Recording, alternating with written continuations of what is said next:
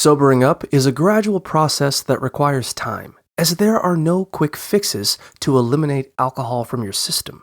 The most effective way to sober up is to stop drinking, as each alcoholic beverage takes about an hour for your body to metabolize.